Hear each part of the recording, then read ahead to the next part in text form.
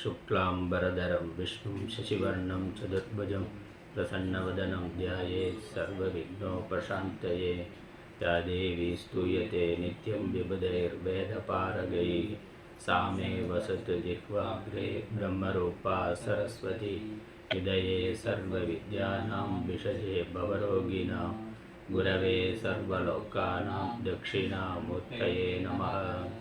श्रीदक्षिणामूर्तिसुदेशिकेन्द्रं द्वैपायनं सूत्रकृतं मुनीन्द्रं श्रीशङ्करं भाष्यकृतं यतीन्द्रं मद्देशिकं चापि नमामि विद्यै। ॐ सहना भवतु सहनौ भुनक्तु सह वीर्यं करवावहै तेजस्विनावधीतमस्तु मा विद्विषावहैः। ओम शांति शांति शांति।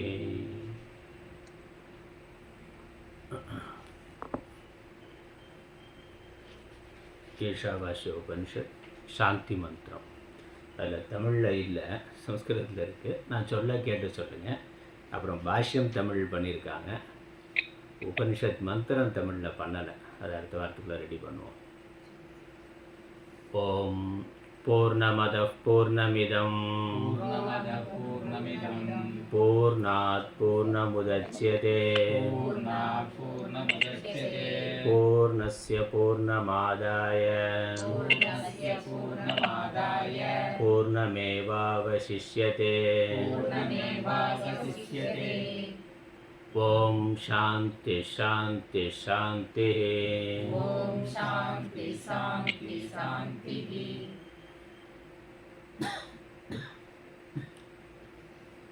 मंत्रम 1. ईशावास्यमिदं सर्वं यत्किञ्च जगद्यां जगत् तेन त्यक्तेन भुञ्जीताः मा घृतः कस्य स्विद्धनम्। मंत्रम 2. कुर्वन्नेवेह कर्माणि जिजीविषेत् सदगं समाः एवं त्वयि नान्यते तोस्ति न कर्म लिप्यते नरे। कुर्वन्नेवेह कर्माणि जिजीविषेत् सदगं समाः एवं त्वयि नान्यते तोस्ति न कर्म लिप्यते नरे।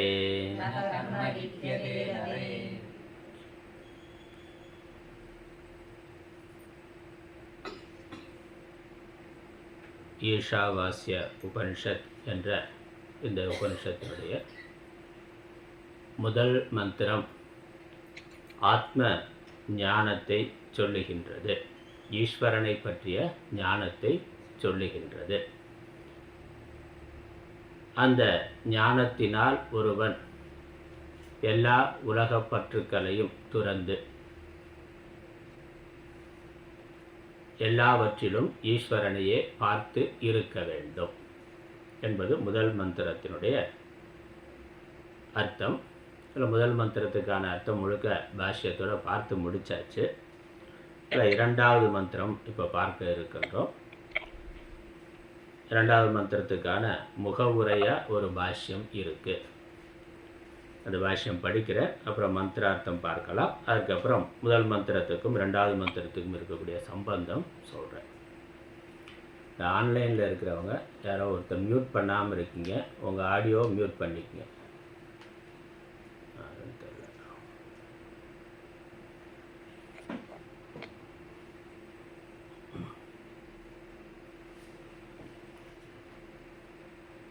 அதில் பாஷ்யம் தமிழில் மட்டும் இருக்குது. நான் சம்ஸ்கிருதத்தை சொல்கிறேன், அப்புறம் தமிழ் அர்த்தம் பார்க்கலாம். இரண்டாவது மந்திரத்துக்கான முகவுரை. ஏவம் ஆத்மவிதः புத்ராதி ஏஷணாத்ரய சந்நியாசேன आत्मज्ञाननिष्ठतया आत्मा रक्षितव्यः इति एषः वेदार्थः अथ इतरस्य अनात्मज्ञतया आत्मा ग्रहणाय अशक्तस्य इदम् उपदिशति मन्त्रः.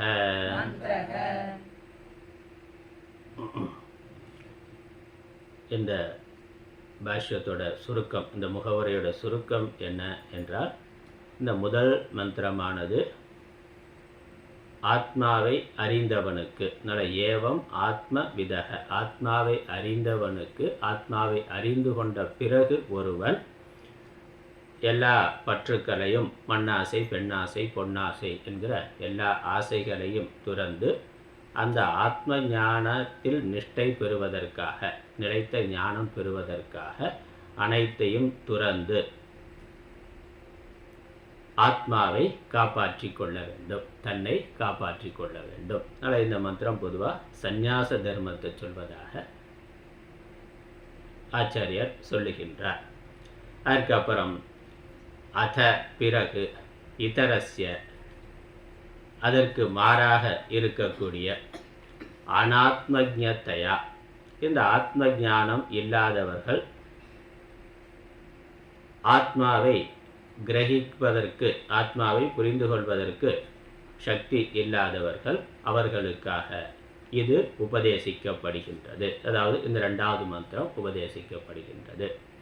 இந்த ரெண்டாவது மந்திரம் சுருக்கமாக சொன்னால் இல்லறத்தில் இருப்பவர்களுக்காக உபதேசிக்கப்படுகின்றது. அதனால் பிரவர்த்தி மார்க்கம், நிவர்த்தி மார்க்கம் என்று இரண்டா வாழ்க்கை நிலை, வாழ்க்கை போக்க இரண்டா பிரித்து, முதல் மந்திரம் நிவர்த்தி மார்க்கத்தில் இருப்பவர்களுக்கும், இரண்டாவது மந்திரம் பிரவர்த்தி மார்க்கத்தில் இருப்பவர்களுக்கும் உபதேசிக்கப்பட்டிருக்கின்றது. அதுக்கப்புறம் இந்த உபனிஷத்தில் 18 மந்திரங்கள் இருக்கின்றன. இதில் முதல் 2 மந்திரம் தவிர மீதம் இருக்கக்கூடிய 16 மந்திரங்கள் இந்த 2 மந்திரங்களுடைய விளக்கமாக இருக்குது. ஏன்னா முதல் மந்திரத்தோட விளக்கம் 3வது மந்திரத்திலிருந்து 8வது மந்திரம் வரைக்கும், 2வது மந்திரத்தோட விளக்கம் 9வது மந்திரத்திலிருந்து கடைசி 18வது மந்திரம் வரைக்கும் விரிவாக வரப்போகுது. அதை நம்ம புரிந்து கொள்வதற்காக ஒரு சின்ன முகவுரை சொல்கிறேன். அதுக்கப்புறம் நம்ம மந்திரத்தினுடைய நேரடியான அர்த்தத்தை பார்க்கலாம். அதுக்கப்புறம் ஆச்சாரியருடைய விளக்க உரையை பார்க்கலாம்.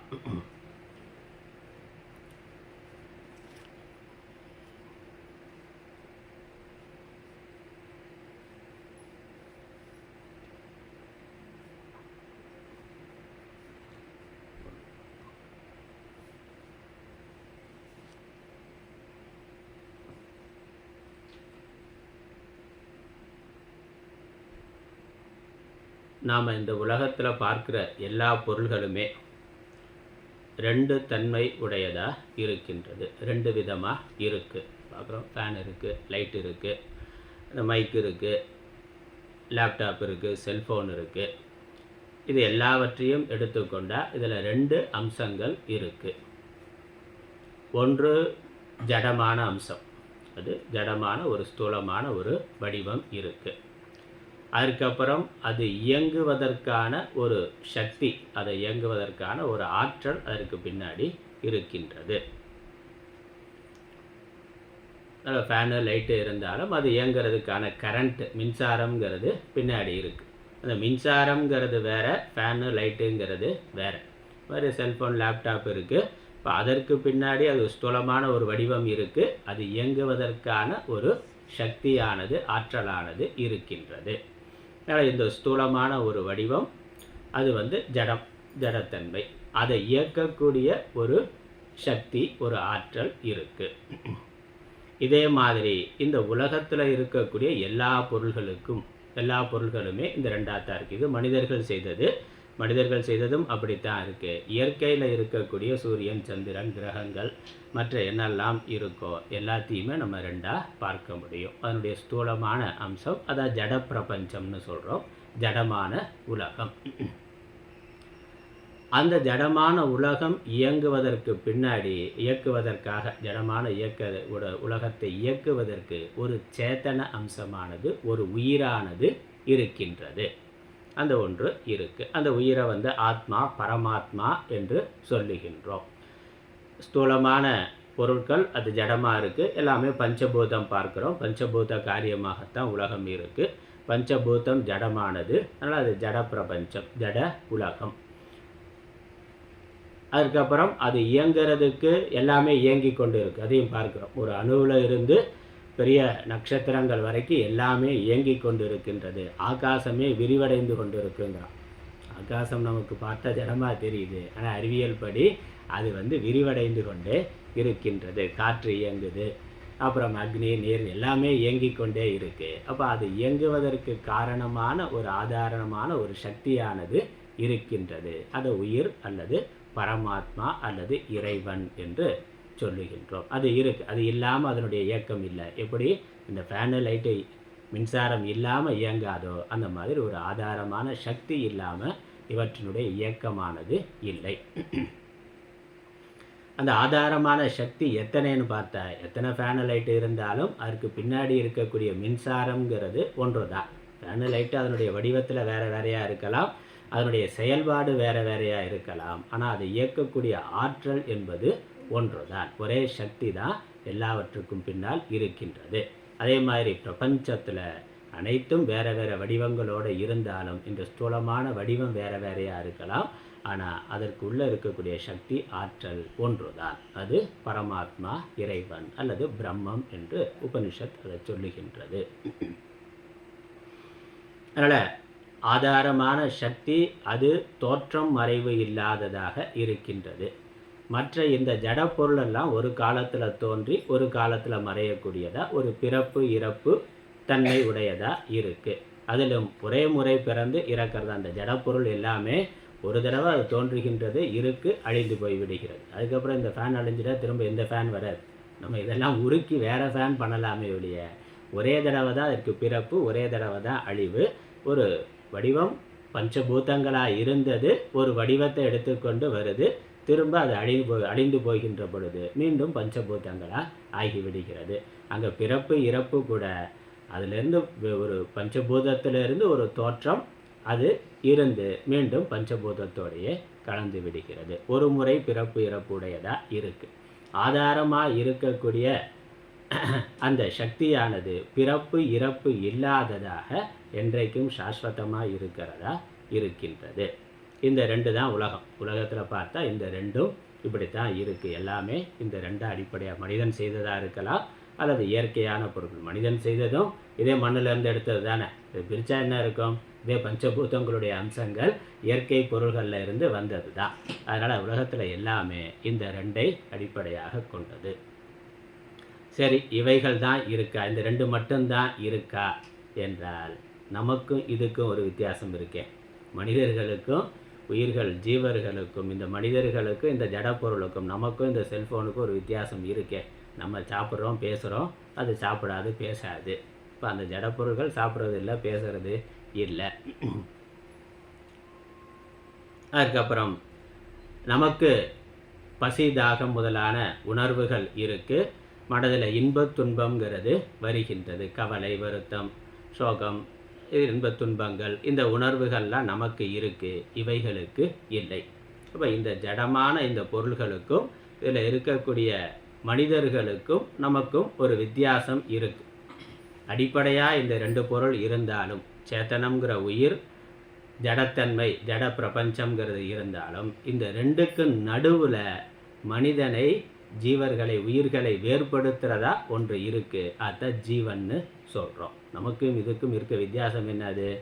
அது நம்ம பார்க்குற மாதிரி அது பார்க்காது, நம்ம பேசுகிற மாதிரி அது பேசாது, நம்ம சாப்பிட்ற மாதிரி அது சாப்பிட்றது இல்லை நம்மளை மாதிரி கல்யாணம் பண்ணிவிட்டு புள்ள குட்டி பெற்றுக்கிறது அது இல்லை. அப்போ அது ஒரு வித்தியாசம் இருக்குது. அதுக்கு நமக்கு அந்த ஒரு வித்தியாசம் இருக்குது. இன்பத் துன்பம், சுக துக்கங்களை அனுபவிக்கிற ஒன்றுங்கிறது இருக்குது. அப்போ என்னென்னா, இந்த ஜட உலகம், சேத்தனமான உயிர்ங்கிற ஒன்று, இந்த ரெண்டுக்கு நடுவில் மனிதனிடத்தில் ஜீவர்களிடத்தில் ரெண்டுக்கும் நடுவில் ஒன்று இருக்குது, அத்த ஜீவன்னு சொல்கிறோம். இந்த ரெண்டு அம்சத்தையும் உடையதாக அதோடையும் சேராமல் இதோடையும் சேராமல் ரெண்டுக்கும் நடுவில் ஒரு தன்மை உடைய ஒரு பொருள் இருக்குது, அதுதான் ஜீவன். அதனால் அந்த ஜீவன் ஜீவத்துவங்கிறது இந்த இரண்டு அம்சங்களையும் உள்ளடக்கிய ஒன்று. அது எப்படி இருக்கிறது என்றால், இந்த ஆத்மா சேத்தனம் அப்படிங்கிறது பிறப்பு இறப்பு இல்லாமல் இருக்குது. இந்த ஜடமான உடம்பானது ஒரு முறை பிறக்குது, ஒரு முறை இறக்குது. இந்த ஸ்தூலமான உடம்பு நம்ம போயிட்டோம்னாக்கா திரும்ப இந்த உடம்பு வராது, ஒரு தடவை தான். என்னால் எல்லா ஜடப்பொருள்களும் ஒரு தடவை பிறப்பு இறப்பு உடையதாக இருக்கின்றது. ஆத்மா பிறப்பு இறப்பு இல்லாததாக இருக்கின்றது.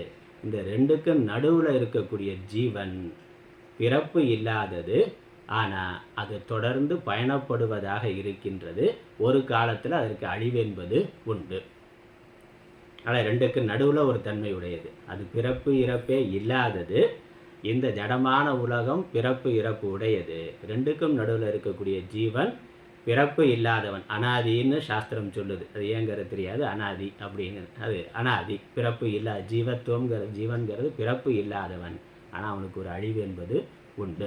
அதே சமயம் இந்த ஸ்தூலமான உடம்பு அழிகிற பொழுது அது அழிந்து விடுவது இல்லை. அது பல உடல்களை எடுத்துக்கொண்டு அந்த ஜீவன் பயணப்பட்டு கொண்டே இருக்கிறான். அதனால் அந்த ஜீவன் இந்த ஸ்தூலமான உடம்போடையும் சேர்ந்தவன் கிடையாது, உள்ளே இருக்கக்கூடிய ஆத்மாவோடையும் சேர்ந்தவன் கிடையாது. ஆத்மாவினுடைய அம்சமும் அவனிடத்தில் இருக்குது. இந்த ஜட உலகத்தினுடைய அந்த பஞ்சபூத்தங்களுடைய அம்சமும் அவனிடத்தில் இருக்குது. ரெண்டும் கலந்தவனா, ரெண்டும் சேர்ந்தவனா, ரெண்டுக்கும் நடுவில் இருக்கிறவனா இருக்கிறான். இதுதான் ஜீவனுடைய ஸ்வரூபம். ஆனால் மரண சமயத்தில் என்ன நடக்குது? இந்த ஸ்தூலமான இப்போ பிறந்த இந்த ஒரு உடம்பை விட்டு விடுகிறான். அந்த உடம்பு அதோட அழிந்து போய்விடுகிறது, நெருப்புலையோ மண்ணிலையோ போய்விடுகிறது. திரும்ப அந்த ஸ்தூல உடம்பு வர்றது இல்லை. உள்ளே இருக்கக்கூடிய ஆத்மா அது ஒன்று தான். அது உடம்பு அழிகிற போது அழிகிறதில்லை, அது சர்வ வியாபகமாக இருக்குது. அது பேராற்றல், அது பரமாத்மா, அது அழிவற்றது, அனைத்திற்கும் ஆதாரமானது, பஞ்சபூதங்களுக்கும் ஆதாரமானது. அதனால் உடம்போடு அது பிறந்தது இல்லை. உடம்பு அழிகின்ற பொழுது அது அழிவது இல்லை. இந்த உடம்பு பிறந்தது, எந்த உடம்பு பிறந்ததோ அந்த உடம்பு மரணத்தில் அழிகின்றது. இந்த ரெண்டுக்கு நடுவில் இருக்கக்கூடிய ஜீவன் உடம்போடு அழியாமல் அவன் பயணப்படுகிறான். இன்னொரு உடலை எடுக்கின்றான். அந்த உடல் அடுத்த உடல் அடுத்த உடல்னு பயணப்பட்டு கொண்டே இருக்கிறான். அப்படி உடலில் இருக்கிற பொழுது அந்த உடலினுடைய இன்ப துன்பங்கள், உடம்பு வழியாக அவன் இன்ப துன்பங்களை அடைகின்றான், அனுபவிக்கின்றான். அந்த உடலில் இருந்து ஒரு கர்மாவை பண்ணுறான், ஒரு செயல் புரிகிறான். அந்த செயலினுடைய விளைவாக ஒரு பலன் வருது. அதுதான் இன்ப துன்பம்னு சொல்கிறோம். அவன் செய்கின்ற செயல் புண்ணியமாக இருந்து நல்ல காரியமாக இருந்தால் அதனுடைய விளைவாக புண்ணியம் வருது, புண்ணியத்தினுடைய விளைவாக இன்பம் வருது. அவன் செய்கின்ற செயல் தவறானதாக தர்ம விரோதமாக சட்ட விரோதமாக இருந்தால், பாப்பமாக இருந்தால் அதனுடைய விளைவாக துன்பம் வருது. அந்த இன்ப துன்பத்தை அனுபவிக்கிறதுக்காக அவன் அடுத்தடுத்த உடல்களை எடுக்கின்றான். அப்படித்தான் அவனுடைய பயணமானது போய்கொண்டு இருக்கின்றது. இதில் சாஸ்திரம் சொல்கிறேன், நான் ரொம்ப சுருக்கமாக சொல்கிறேன். ஏற்கனவே நிறைய வேறு முகவுரைகள் பார்த்துருக்குறோம். இந்த இடத்துல முதல் மந்திரத்துக்கும் ரெண்டாவது மந்திரத்துக்கும் நடுவில் ஒரு சம்பந்தம், அதுக்கு தான் ஆச்சாரியர் இந்த முகவுரை கொடுத்துருக்கிறார். அதனால் அதற்காக அதை சொல்கிறேன். இப்போ நடுவில் இருக்கக்கூடிய ஜீவன், நடுவில்னா எங்கள் நடுவில் இந்த ஸ்தூல பிரபஞ்சம், ஸ்தூலமான உடம்பு, உள்ளே இருக்கக்கூடிய பரமாத்மா, ரெண்டுக்கு நடுவில் இருக்கக்கூடிய இந்த ஜீவன் எப்படி இருக்கிறான்னா மதில் மேல் பூனை மாதிரி இருக்கிறான். ஒரு பக்கம் பரமாத்மா இருக்குது, இன்னொரு பக்கம் ஜட பிரபஞ்சம், ஜட உலகம், உடல் இருக்குது, உடம்பு இருக்குது. அந்த மதில் சுவருக்கு ஒரு பக்கம் சொர்க்கலோகம் இருக்குது, இன்னொரு பக்கம் வேறு விதமாக சொன்னால் பரமாத்மா உலகம்ங்கிறது சொர்க்கலோகம், நல்லவை மட்டுமே இருக்கக்கூடிய உலகம். இன்னொரு பக்கம் ஜட பிரபஞ்சம்னா அது நரக்கலோகம் மாதிரி. ஒரு பக்கம் சொர்க்கலோகம் இருக்குது, ஒரு பக்கம் நரக்கலோகம் இருக்குது. ஒரு பக்கம் அமிர்தம் இருக்குது, இன்னொரு பக்கம் மரணம் இருக்குது. ரெண்டுக்கு நடுவில் இந்த ஜீவன் மதில் மேலே பூனை மாதிரி இருக்கிறான். இவனுக்கு ஒரு வாய்ப்பு, எந்த பக்கம் வேணாலும் குதிக்கலாம். அந்த பக்கமும் குதிக்கலாம், இந்த பக்கமும் குதிக்கலாம். இந்த உடல் சார்ந்து உடல் பக்கம் இந்த ஜீவன் சேர்ந்தான்னா, உடம்போடு சேர்ந்து உடம்பை நான் நினைத்தான்னா அவனுக்கு இன்ப துன்பம் உண்டு. மற்ற எல்லா விதமான பிரச்சனைகளும் மரண லோகம்னா அது மத்திய லோகத்துக்குள்ளே அவன் இருக்கிறான்.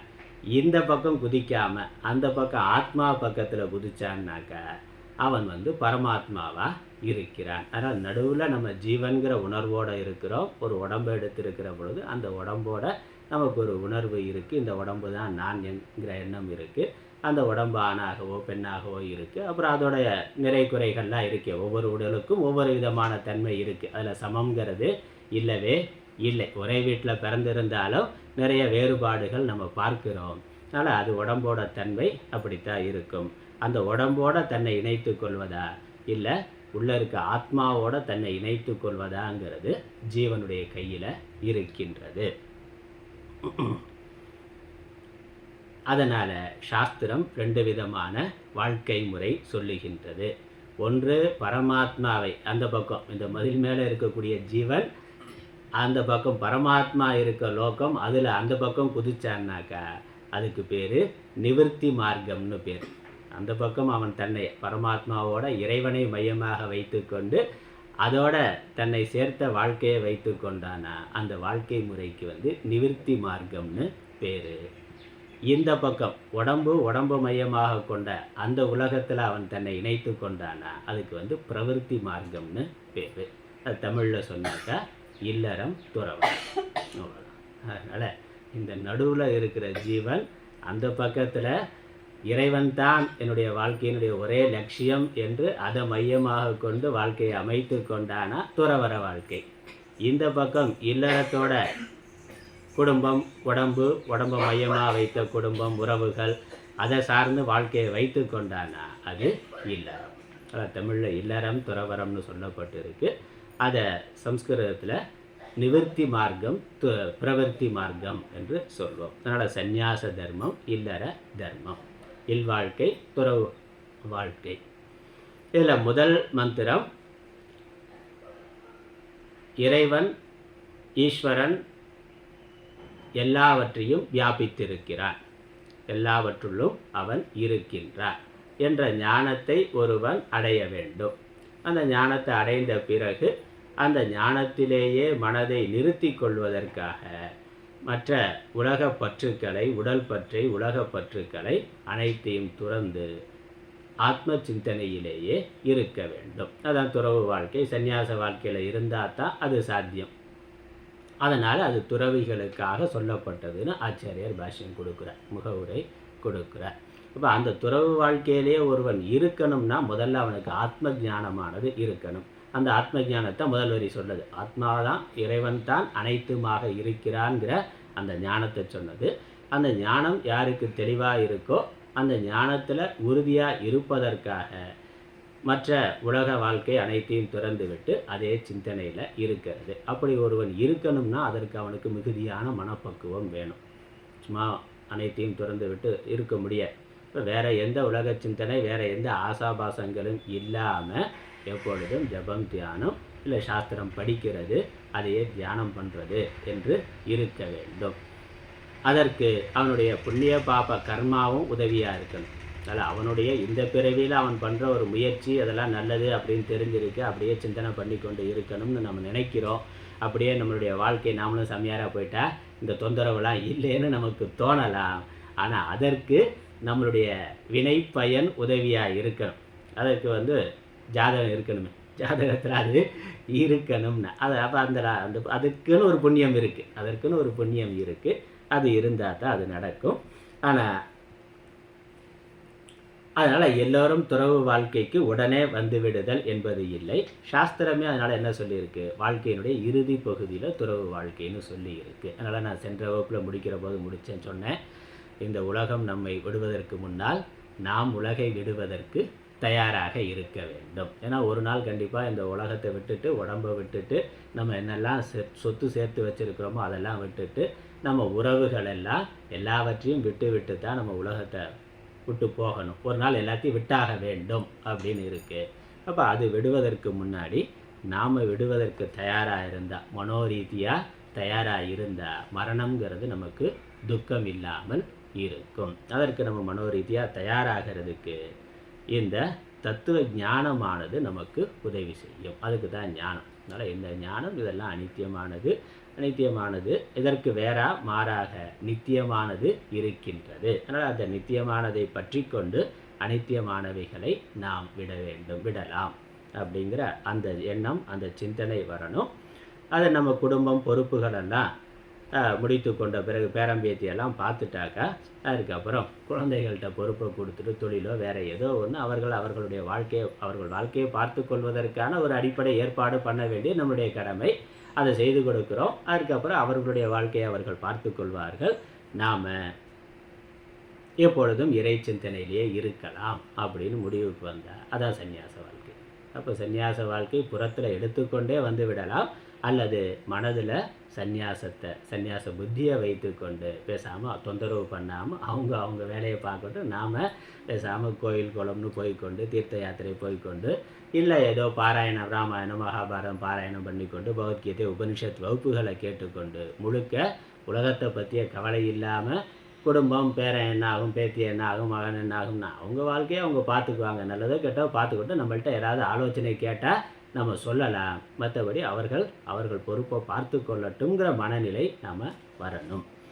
அதனால் அவர்கள் நம்மளை முதியோர் இல்லத்தில் கொண்டு போய் விடுறதுக்கு முன்னாடி நாம் முதியோர் இல்லத்துக்கு போகிறதுக்கு தயாராக இருக்கணும். அதான் சுருக்கமாக சொன்னாக்கா அது கண்டிப்பாக நம்மளை ஒரு நாள் கொண்டு போய் முதியோர் இல்லத்தில் விட்டுருவான். இல்லைனாலும் தனி கொடுத்தனம் போயிடுவான், ரெண்டும் ஒன்று தான்.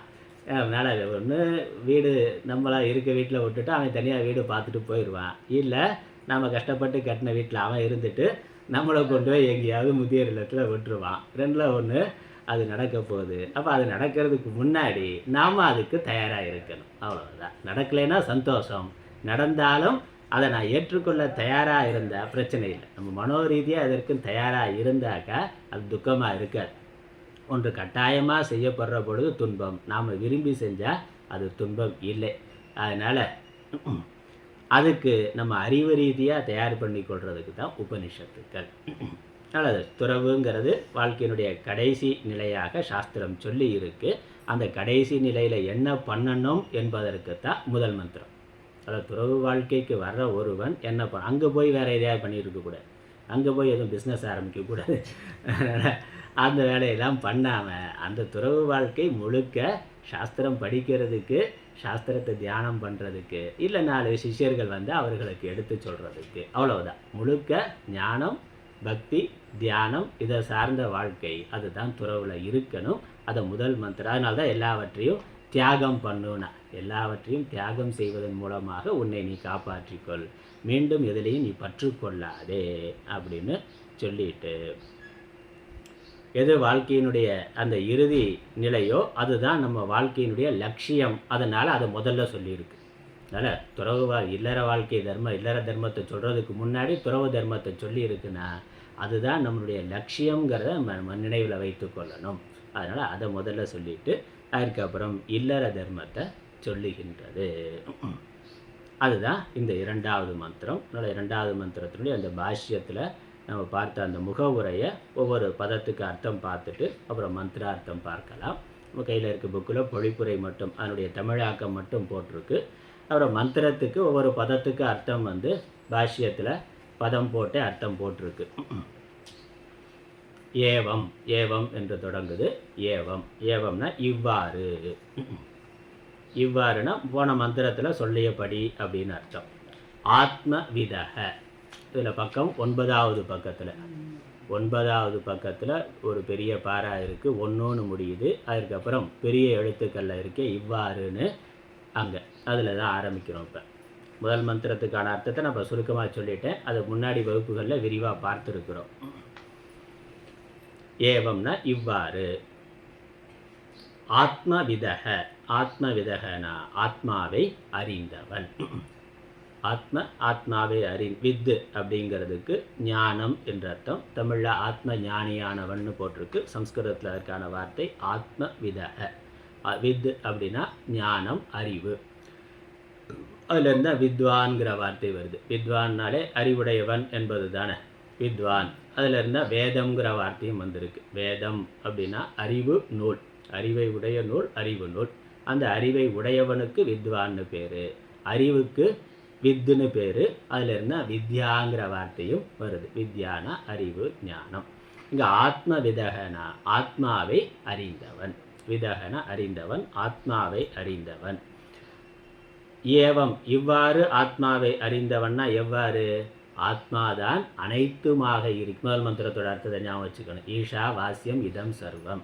இந்த ஆத்மா ஒன்றாக இருக்கின்றது, சர்வ வியாபகமாக எல்லா நாமரூபங்களுக்கும் ஆதாரமாக அவைகள் இயங்குவதற்கு காரணமாக இருக்கின்றது. மின்சாரம் மாதிரி. அதுக்கு தான் போல அந்த விளக்கம் கொடுத்தேன் நான். ஆத்மா எப்படி இருக்குனாக்கா எல்லா பொருள்களும் இயங்கிறதுக்கான அடிப்படை சக்தியாக காரணமாக இருக்கின்றது. பரமாத்மான்னு சொல்கிறோம். சம்ஸ்கிருதத்தில் அதுக்கு சேத்தனம்னு பேர்.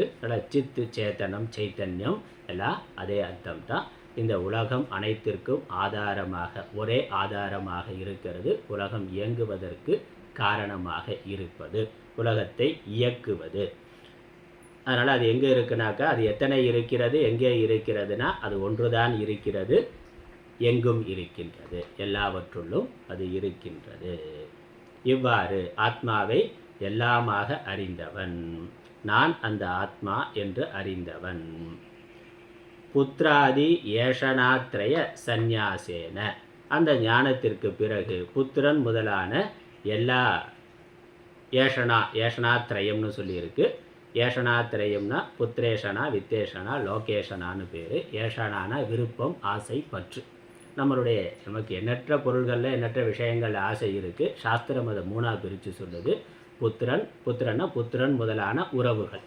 புத்திரன், மகன், மகள், அப்புறம் கணவன், மனைவி, பெற்றோர், மற்ற என்னெல்லாம் உறவுகள் இருக்கோ எல்லா ஜீவர்கள், மனிதர்கள் மேலே இருக்க அந்த உறவுகள், அதன் மேலே இருக்கக்கூடிய பற்று. அதனால் உயிர் பற்று.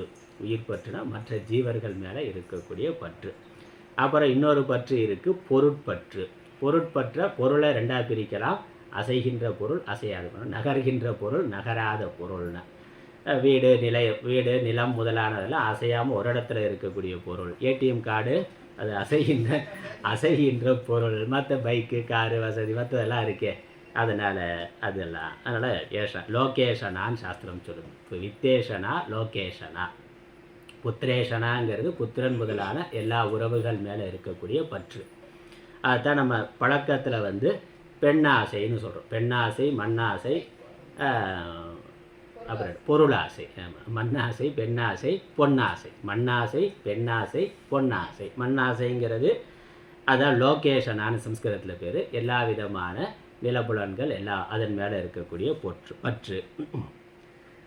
பொன்னாசைங்கிறது மற்ற பணம் முதலான எல்லாம். அதை வித்தேஷனான சம்ஸ்கிருதத்தில் பேர். சம்ஸ்கிருதத்தில் சொன்னால் வித்தேஷனா. வித்தம்னா செல்வம்னு அர்த்தம், மற்ற எல்லா செல்வங்களும். அதுக்கப்புறம் அந்த பெண்கிறதுக்கு பதிலாக புத்திரன்னு சொல்லியிருக்கு. அதனால் பெண்கிற பொழுது பெண், ஆண், மனைவி, மக்கள், குழந்தைகள், பெற்றோர் எல்லாமே, மற்ற எல்லா உறவுகளும். அதில் மூன்றாக ஆசைகளை பிரிக்கின்றோம்.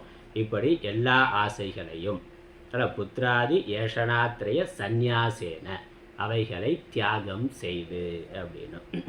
ஆத்மாவை அறிந்தவன், ஆத்மாதான் எல்லாமாக இருக்கின்றது என்று அறிந்து கொண்டவன், அதன் மேலே குறிப்பிட்ட எந்த உறவுகள் மேலேயும் எந்த ஒரு பொருள் மேலேயும் பற்று கொள்ளாமல் அவைகளை தியாகம் செய்து அவைகளை விடுத்து என்ன பண்ணணும்? எதற்காக விடணும்னா ஆத்ம ஞான நிஷ்டத்தையா. அந்த ஆத்ம ஞானத்தில் ஆத்மாதான் எல்லாம் என்று அறிந்து கொண்ட பிறகு அதிலேயே மனதை நிறுத்துவதற்காக, அந்த தத்துவ ஞானத்திலேயே மனதை நிறுத்துவதற்காக, எப்பொழுது ஈஸ்வர தியானத்திலேயே பக்தியிலேயே இருப்பதற்காக. அப்படி இருந்து ஆத்மா ரட்சித்தவ்யக, அப்படி இருந்து ஒருவன் தன்னை காப்பாற்றி கொள்ள வேண்டும். அதுதான் உண்மையிலேயே தன்னை காப்பாற்றி கொள்வது. மற்ற வேற எதுவும் நம்மை காப்பாற்றுறதெல்லாம் சென்ற வகுப்பில் நம்ம விரிவாக பார்த்துருக்கிறோம். அதனால் நான் திரும்ப சொல்லலை. இப்படி இந்த பற்றுக்கள் எல்லாம் இல்லாமல் எப்பொழுதும் ஆத்ம தியானத்தில் இருக்கிறது தான் உண்மையிலேயே நம்மை காப்பாற்றி கொள்வது ஆகும் என்பது வேதார்த்தக.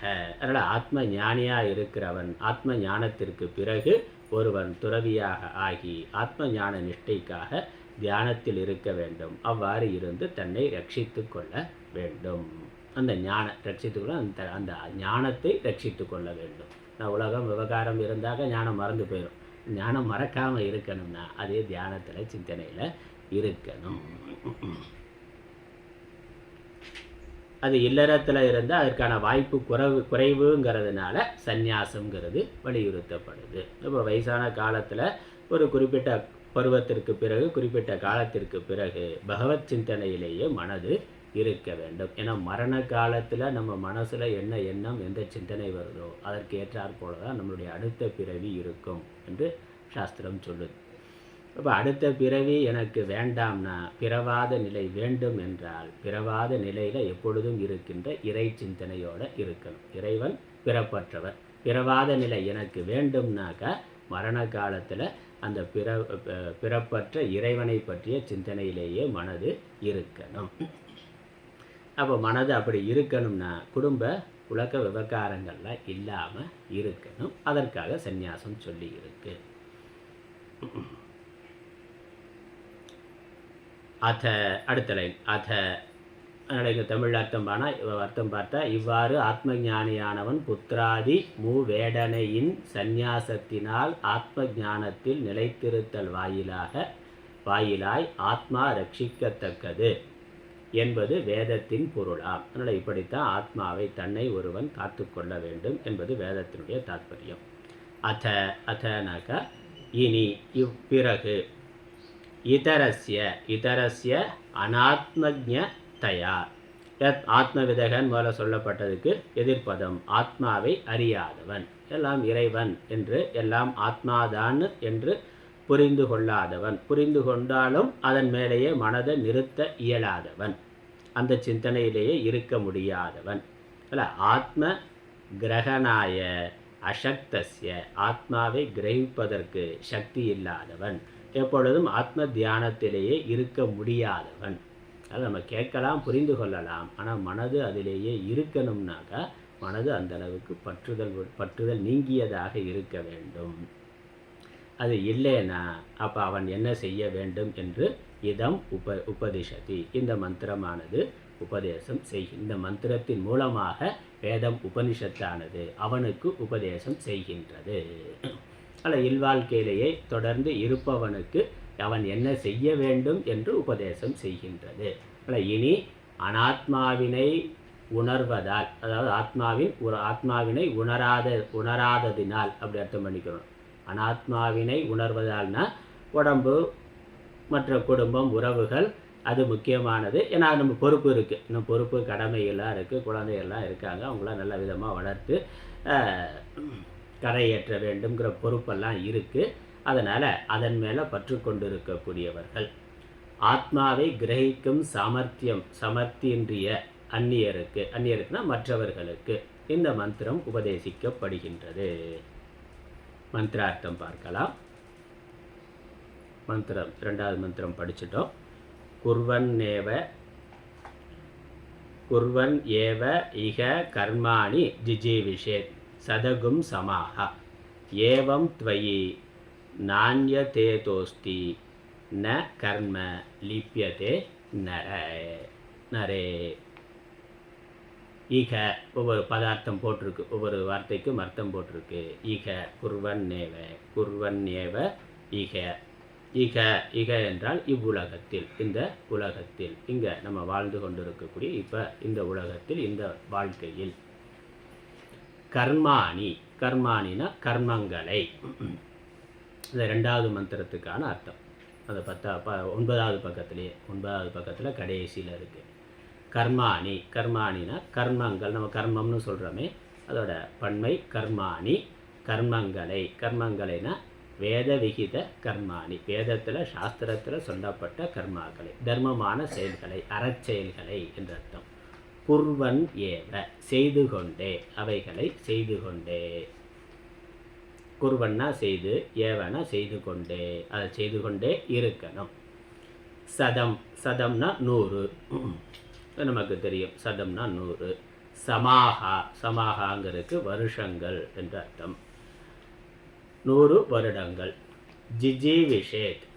ஜிஜீவிஷேத்னா வாழ்வதற்கு ஆசை கொள்க என்ற அர்த்தம். அதனால் பிழைத்தற்கு இச்சை செய்க, தமிழ் பழைய தமிழ் பிழைத்தற்கு இச்சை 100 வருஷம் பிழைச்சிருக்கணும்னா பிழைச்சிருக்கிறோம் சொல்கிறோம்ல, இல்லை உயிரோடு இருக்கிறதுனா. அதனால் 100 வருடம் நான் உயிரோடு வாழ வேண்டும், நீண்ட ஆயுளோடு இருக்க வேண்டும் என்று விரும்ப வேண்டும். போல் வாழ்கிறதுல ஆசை இருக்கணும். 100 வருஷம் நான் அது எவ்வளோ வருஷம்னா அதுவும் 100 வருஷம். 100 வருஷம் சாஸ்திரம் சொல்லியிருக்கக்கூடிய பூர்ணமான ஆயுள். சாதாரண ஜீவர்கள் மனிதருக்கு 100 வருடங்கிறது ஒரு முழுமையான ஆயுள் என்று சாஸ்திரம் சொல்லியிருக்கு. ஆனால் அந்த ஒரு முழுமையான ஆயுட்காலம் 100 வருடங்கள் நான் இந்த உலகத்தில் வாழணும் அப்படின்னு ஆசைப்படணும். எப்படி வாழணும்? சும்மா தண்டமாக இல்லை, பிரயோஜனமான தர்மமான காரியங்களை செயல்களை செய்து கொண்டு நமக்கும் பிறருக்கும் பயனுள்ள செயல்களை செய்து கொண்டு வாழ வேண்டும். இங்கே சாஸ்திரத்தில் சொன்னபடியான செயல்களை செய்து கொண்டு வாழ வேண்டும். அப்படி வாழ்வதற்கு ஆசைப்பட வேண்டும். அதுக்கப்புறம் அடுத்த வரி ஏவம். ஏவம்னா இவ்வாறு, இவ்வாறுனாக்க பிழைக்க இச்சிக்கும், வாழ்வதற்கு விரும்புகின்ற நரே. நரே துவயி.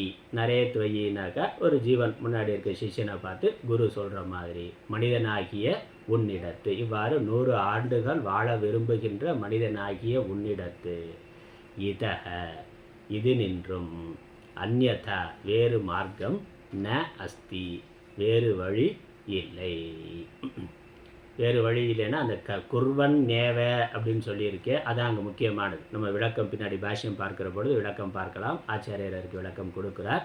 இல்லை, இந்த கர்மாவை செய்து கொண்டு இருக்கிறத தவிர வேறு வழி கிடையாது. இல்லை, வேறு வழி இல்லை அப்படின்னாக்கா இருக்கிற வரைக்கும் செயல்களை செய்து கொண்டே இருக்க வேண்டும். அதை தவிர வேறு வழி கிடையாது. எதற்கு? நிம்மதியாக இருக்கிறதுக்கு, சந்தோஷமாக இருக்கிறதுக்கு, உருப்படியாக இருப்பதற்கு.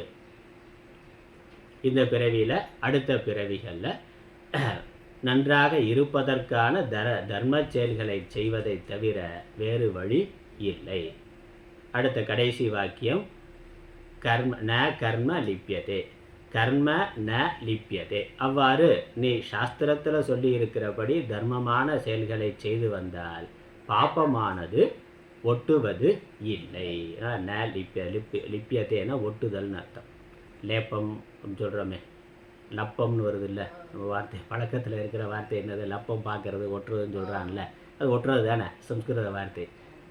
அதோட வினைச்சொல் லிப்பியதே. லிப்பியதேனா பூசுதல், ஒட்டுதல். அதனால் பூசப்படுவன அப்படின்னு இருக்குது.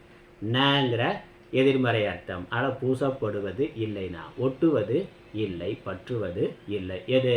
கர்மம். எந்த கர்மம்? பாப்ப கர்மம். அதாவது சாஸ்திரத்தில் சொல்லி இருக்கக்கூடிய கர்மாவை நீ செய்து கொண்டு 100 வருடம் வாழ ஆசைப்படலை. 2 விஷயம். ஒன்று, 100 வருஷம் நீண்ட ஆயுளோடு இருக்கணும்னு ஆசைப்படு. அந்த 100 வருஷமும் என்னென்னா ஏதாவது ஒரு நல்ல காரியத்தை செய்து கொண்டே இருக்கணும்னு ஆசைப்படு. அப்படி செய்கிறதுனால உனக்கு பாப்பமானது வராது. ஏன்னா அந்த நல்ல காரியத்தை பண்ணலைன்னா என்ன பண்ணுவோம்? சும்மா இருக்க மாட்டோம், வேறு ஏதாவது அக்கிரமம் பண்ணுவோம். அதனால் சாஸ்திரம் சொல்லுது. சும்மா இல்லைன்னா வேறு என்ன பொழுதுபோகலைன்னா என்ன டிவியை பார்ப்பான், செல்ஃபோனை பார்ப்பான், இல்லை வேறு எப்படியா ஊர் சுற்றி வரலான்னு சொல்லுவான். அப்படியே போனான், அப்படியே ஏதோ பண்ணுவான். வேறு ஏதோ தவறாக நல்ல காரியம் பண்ணலைன்னா மனசு கெட்ட காரியத்துக்கு, தவறான காரியத்துக்கு போகிறது மனதோட தன்மை. ஏன்னா மனசு அப்படிப்பட்டது. Ideal mind is devil's work ஷாப்னா. அதனால் சும்மா இருக்கிற மனசு பேயோட பட்டறையாகும். அப்போ என்னது, அங்கே பேய் பிடிச்சிட்டு அவனை ஆட்டி படைக்கும். அந்த மனசு சும்மா இருந்தால் அதில் பேய் உட்காந்துட்டு ஏதாவது பண்ணுன்னு சொல்லும். அதனால் நல்ல காரியத்தை, தர்ம காரியத்தை செய்து கொண்டே இரு. 100 வருடங்களுக்கு செய்து கொண்டே இரு. அதனால் உனக்கு பாப்பமானது வராது. பாப்பம் வரலைன்னா என்னது? புண்ணியம் வரும். புண்ணியம் இருந்தால் இந்த லோகமும் மறுபிறவிலையும் சுகமாக இருக்கலாம். அதான் இல்லறத்தில் இருக்கிறவர்கள் செய்ய வேண்டியது. அதான் திருக்குறளையும் பார்த்தா முதல் அதிகாரம் இல்லறவியலில் முதல் அதிகாரம் இல்வாழ்க்கை. இல்வாழ்க்கையில் அதெல்லாம் தான் சொல்கிறேன். அந்த இல்வாழ்க்கையை மனப்பாடம் பண்ணி வச்சுக்கணும். இல்லறத்தில் இருக்கிறவர்கள் முதல் அதிகாரம் இல்வாழ்க்கையில் இல்லற தர்மம் எல்லாத்தையும் சுருக்கமாக சொல்கிறார்.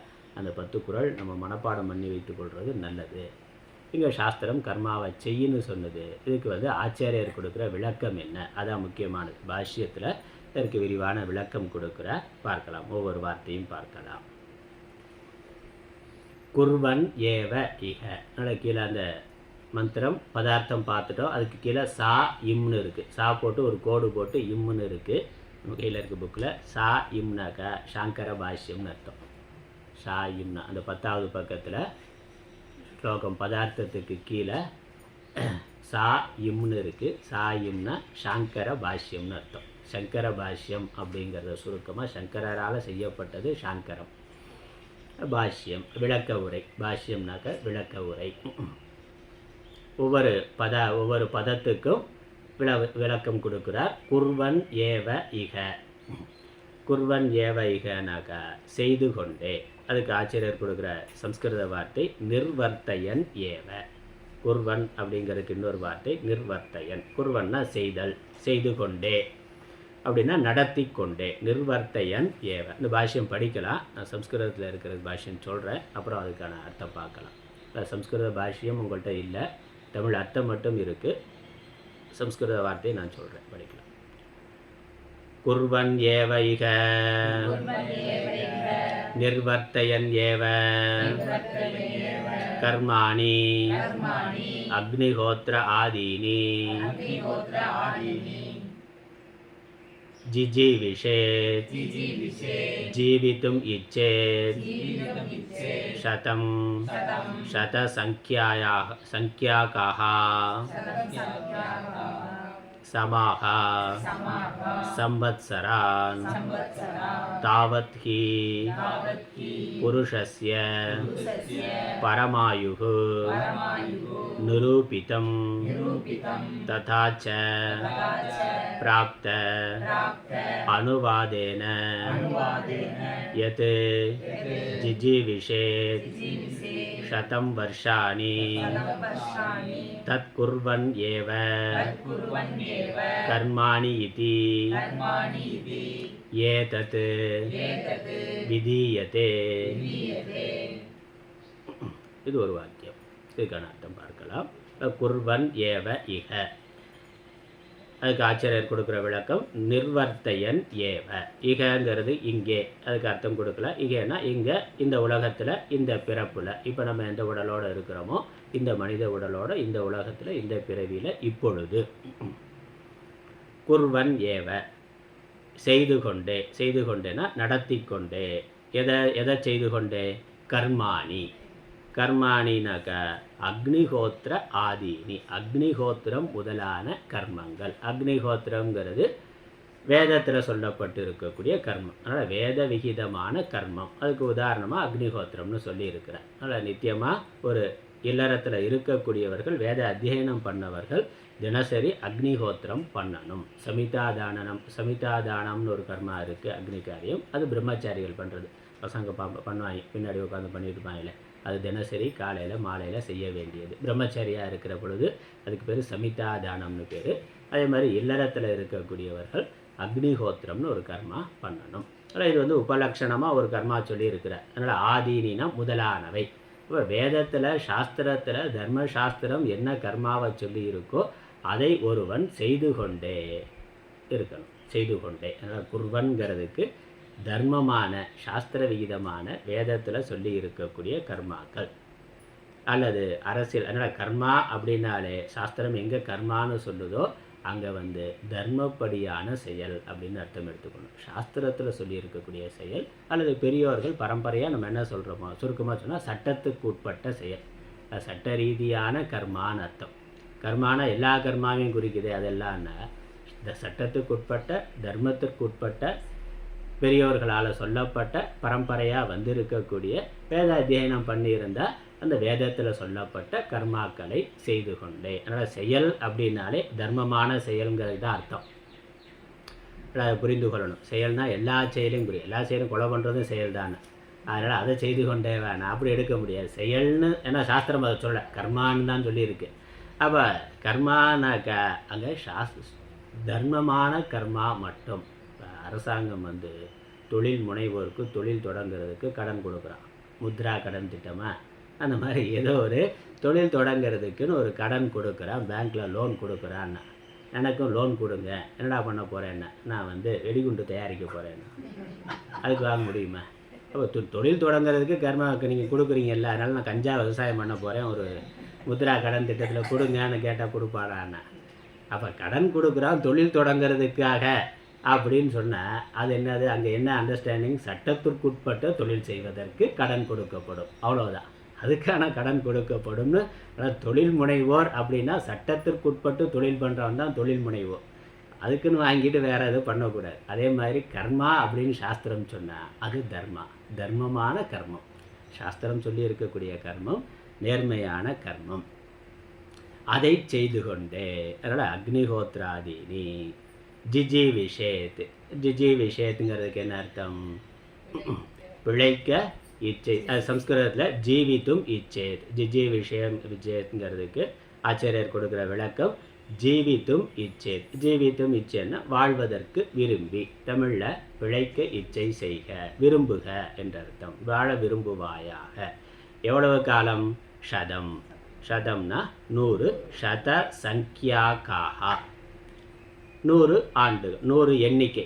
சதம்ங்கிறது 100 எண்ணிக்கையை குறிக்கிறது. 100 எண்ணிக்கைங்கிறது சமாகா இருக்கே, சதம் சமாகா. சமாகானாக்கா சம்வத்சரம்னா ஆண்டு. 100 ஆண்டுகள். 100 ஆண்டுகள் அறச்செயலை செய்து கொண்டே வாழ விரும்புவாயாக. இது முதல் வாக்கியம். ஏன் 100 சொல்லி இருக்கு, அதற்கு ஆச்சாரியர் விளக்கம் கொடுக்கிறார். தாவத் ஹி புருஷஸ்ய பரமாயுகு, அது வரைக்கும் தான் மனிதனுடைய ஜீவனுடைய முழுமையான ஆயுள் என்று. 100 என்பது முழுமையான ஆயுள் என்று சாஸ்திரங்களில் நிரூபணம் செய்யப்பட்டிருக்கின்றது. அதனால் அவ்வளவே புருஷனுடைய ஜீவனுடையன்னு அர்த்தம். அதனால் சம்ஸ்கிருதத்தில் புருஷன்கிற வார்த்தைக்கு ஜீவன் அர்த்தம். நம்ம வீட்டில் இருக்க ஆளை நினச்சிக்க கூடாது, ஜீவன் அர்த்தம். ஏன்னா பழக்கத்தில் அப்படி வார்த்தைகள் இருக்குது. நம்ம நிறைய சம்ஸ்கிருத வார்த்தைகளை பழக்கத்தில் வச்சுருக்கிறோம். சில வார்த்தைகள் அதே அர்த்தத்தில் பழக்கத்தில் இருக்குது. சில வார்த்தைகளுக்கு மாறுபட்ட அர்த்தங்கள் பழக்கத்தில் இருக்குது. அதனால் புருஷன் அப்படிங்கிறதுக்கு ஆத்மா ஜீவன் அப்படின்னு அர்த்தம். பகவத்கீதையும் புருஷோத்தம யோகம்னு பார்க்குறோமே.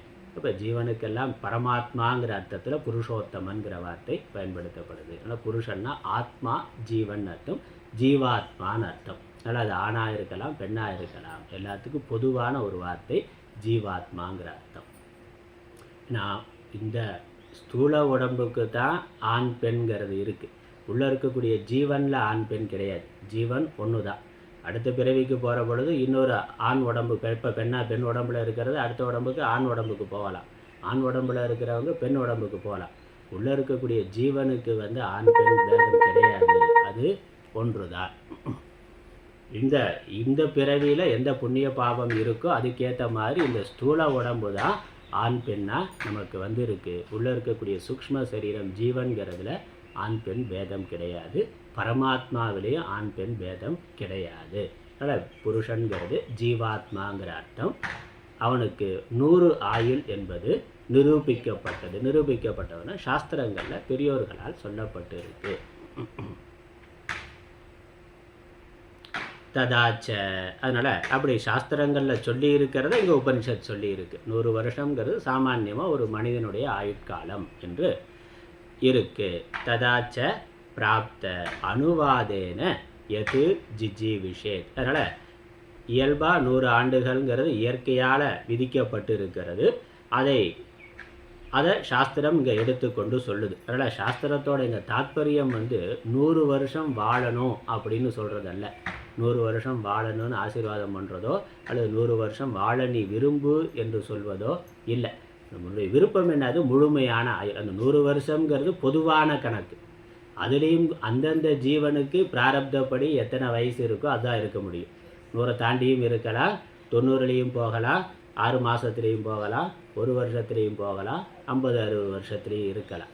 அதனால் பொதுவாக ஒரு முழுமையான ஆயுள்ங்கிறது 100 வருடம். அந்த ஜீவனுடைய புண்ணிய பாபத்துக்கு ஏற்றாற்போல் அது மாறுபட்டு இருக்கும். அதனால் பூர்ணமான ஆயுள் 100 வருடங்கிறது பூர்ணமான ஆயுள். அது நம்ம இருக்கணும். அதாவது செயற்கை மரணம் இல்லாமல் இயற்கையாக விதி எப்போ முடியுதோ அப்போ மரணம் அடைகிறது என்பது. அப்படி இருக்க விரும்புறதில் ஒன்றும் ஆசைப்படுறதில்ல, தப்பு இல்லையே. இயல்பாக எந்த கொலையோ மற்ற விபத்தோ இல்லாமல் இருக்கிற காலம் வரைக்கும் முழுமையான ஆயுள் வாழ்ந்துட்டு போகிறதுன்னு ஆசைப்படு சொல்லியிருக்கு. ஆனால் அது சொல்கிறது இங்கே சாஸ்திரத்தோட தாத்பரியம் கிடையாது. அதனால் 100 வருஷம் வாழ விரும்புன்னு சொல்கிறது தாத்பரியம் அல்ல. எவ்வளோ ஆயுள் உனக்குன்னு இருக்கோ அதை வாழணும்னு நான் நினைக்கிறது தப்பு இல்லை. சாஸ்திரத்தோட நோக்கம் எது ஜிஜீவிஷே சதம் ஸ்வர்ஷாணி தத்து எவ்வளவு காலம் நீ இருக்கிறாயோ குர்வன் ஏவ கர்மாணி இதி ஏதத் விதீயதே அப்படி எவ்வளவு காலம் இருக்கிறாயோ அந்த இருக்கிற காலம் வரைக்கும் தர்மமான செயல்களை செய்து கொண்டிரு. அதுதான் சாஸ்திரம் விதிக்கு சொல்ல விரும்புகிறனால விதியதேனா அதுதான் சாஸ்திர விதி. இந்த மந்திரத்தின் மூலம் சாஸ்திரம் சொல்கிறது நீ எவ்வளவு காலம் உலகத்தில் இருக்கிறாயோ எவ்வளவு காலம் இருக்கணும்னு உனக்கு விதி இருக்கோ அந்த காலம் முழுக்க நீ அறச்செயல்களை செய்து கொண்டே இரு. அன்றறிவாம் என்னாது அறம் செய்க மற்றது பொன்றும் கால் பொன்றார் துணைன்னு சொல்லியிருக்கிறார். அதனால் இருக்கிற வரைக்கும் நாளைக்கு பார்த்துக்கலாம் நினைக்காம இன்றைக்கே செயல்களை தர்ம செயல்களை செய்து கொண்டிருப்பாயாக. அப்புறம் இன்னொரு குறள் இருக்கு, இன்னொரு திருக்குறள்.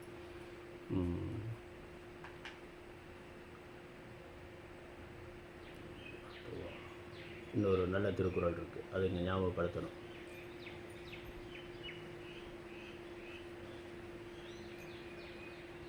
அடிக்கடி பார்க்கலன்னா மறந்து போயிடும்.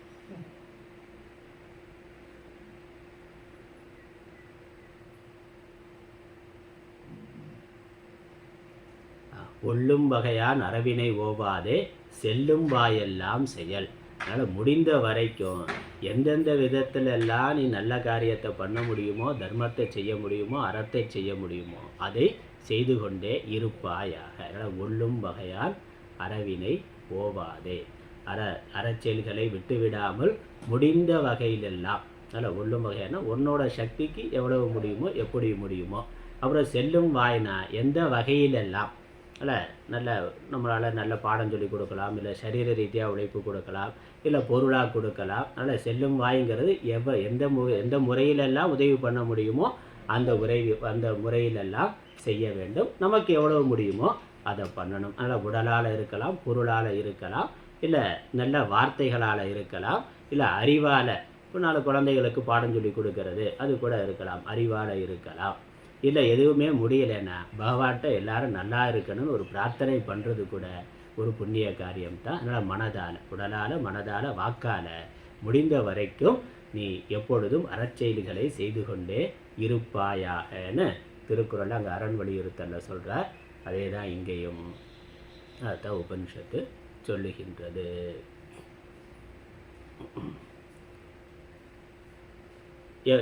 இது விதான் விதி. அதனால் இந்த மந்திரத்தில் விதிக்கிறது என்னது? ஒருவன் அறச்செயல்களை இல்லறத்தில் இருக்கிறவன், முக்கியமாக தான் இல்லறத்தில் இருக்கிறவன் எதையும் விட்டுவிடாமல் தன்னுடைய அறத்தை தன்னுடைய தர்மத்தை கடைபிடிக்க வேண்டும்.